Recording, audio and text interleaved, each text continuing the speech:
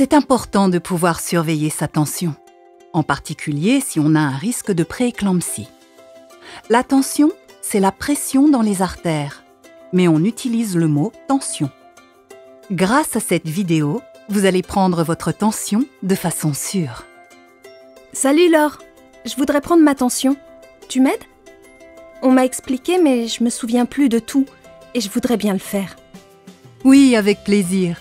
Moi, je l'ai fait pendant ma grossesse et après l'accouchement, ce qui permet de surveiller l'apparition de l'hypertension et de la prééclampsie.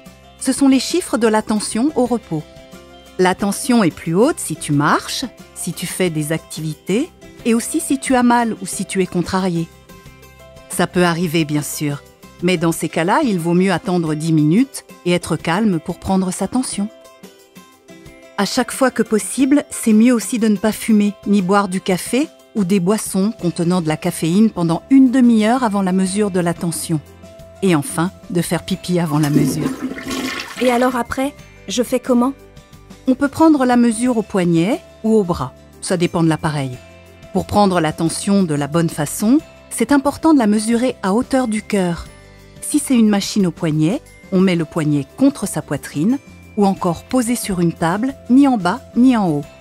Et tu mets le cadran à l'intérieur, à l'opposé du cadran d'une montre. Si c'est un brassard qui se met sur le bras, tu le mets sur la peau, pas sur un vêtement. Il faut mettre le tube vers l'intérieur du bras et le placer 2-3 cm au-dessus du coude. On serre, mais on doit quand même pouvoir passer un doigt entre le brassard et le bras. Ok, super. Maintenant, je me sens en confiance pour réussir mes mesures de façon sûre. Si tu veux, on regarde quoi faire des chiffres que tu viens de mesurer. C'est dans la vidéo suivante.